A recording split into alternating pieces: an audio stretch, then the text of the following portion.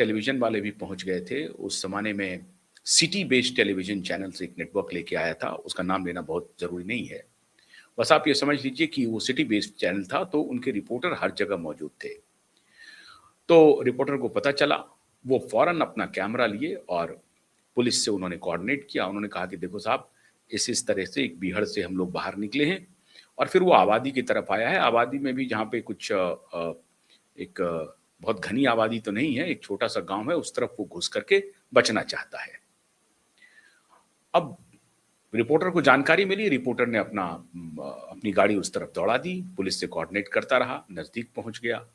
तो जब जहाँ वो पहुँचा, वहाँ पता चला कि इसी जगह पे 200, 300, 400 मीटर की दूरी पे उस व्यक्ति को ढूँढा जा रहा है। लगभग 200 पुलिस वाले एक साथ ढूँढ रहे थे। तो उनके पास कैमरा था, उन्होंने एक ऐसी जगह पे लगा दिया कैमरा, जहाँ उसको पता चला कि किस 1-2 घर में ये छिपा हो सकता है। वहाँ से वो कैमरे से उसकी रिकॉर्डिंग शुरू कर दिया और जहाँ-जहाँ जितनी दूर तक पैन हो सकता था कैमरा, जितनी दूर तक ज़ूम आउट हो सकता था, वहाँ तक उन्होंने ज़ूम आउट करने की कोशिश की और सारी घटना को कैमरे में कैद किया।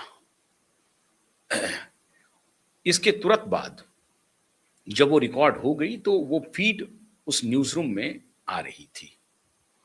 न्यूज़ रूम में लगा कि भई 200 पुलिस वाले और वो भागता हुआ व्यक्ति दिखाई पड़ रहा है कि वो एक घर में घुस रहा है, गोली चल रही है, वो भी काउंटर फायर कर रहा है, लेकिन वो बच करके घर में घुसा हुआ है।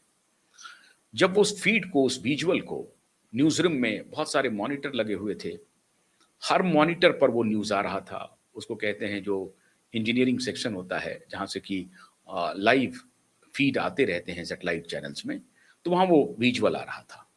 पूरे न्यूज़ रूम में हम लोग सभी उसको देख रहे थे, वो वीडियो आ रहा है। बहुत सारे लोग कह रहे थे कि इसको इसी रूप में एज़ इट इज़ कर लो, उसको कहते हैं उसके टेलीविज़न की भाषा में इमीडिएट ऑन एयर कर दो। रॉ फ़ीड उसको कहते हैं, जिसमें एडिट की कोई आवश्यकता नहीं है, जानकारी पता है कि ये कहाँ पर क्या हो रहा है और उसको आप फ़ौरन से पेशतर जनता तक पहुँचाने की कोशिश कीजिए।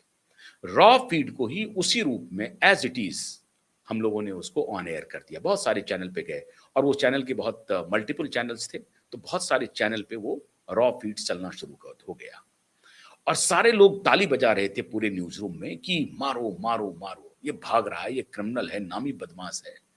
बड़ा मर्डरर था, उसके ऊपर कई लाख रुपए के इनाम थे।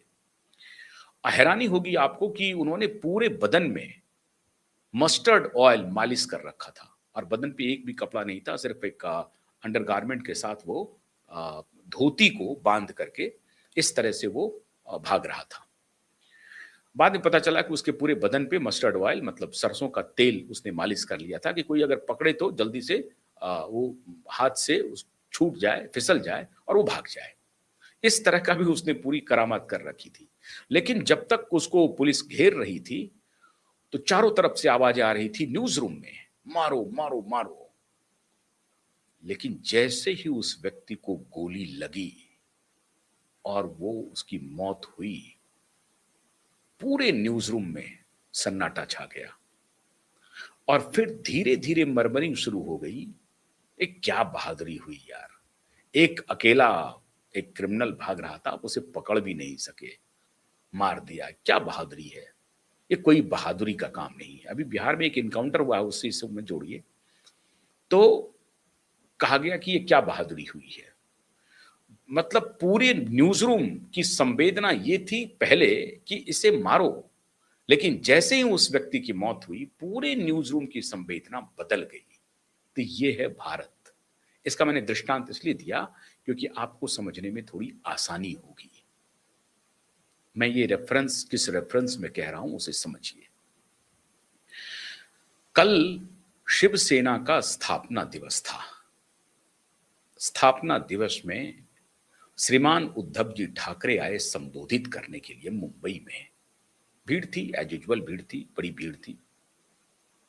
उसमें उन्होंने एक बात कही, कहा कि अगर हमारे शिव सैनिकों को हमारे ऊपर भरोसा नहीं है, उनका विश्वास डगमगा गया है, तो मैं इस्तीफा देने के लिए तैयार हूं। राष्ट्रीय अध्यक्ष हैं उस पार्टी के, तो मैं पार्टी के अध्यक्ष पद से इस्तीफा देने के लिए तैयार हूं अगर हमारे कोई नेता शिव सैनिक ये हमसे आकर के कहें कि आपके नेतृत्व में हमें भरोसा नहीं है। भावुकता के साथ कहा। अब हम में से कोई आदमी अगर देखेगा तो प्रथम दृष्टया वही स्थिति होगी।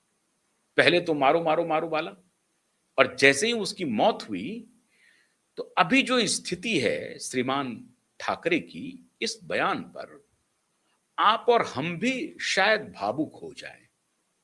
ऐसा कहना पड़ रहा है श्रीमान उद्धव ठाकरे को।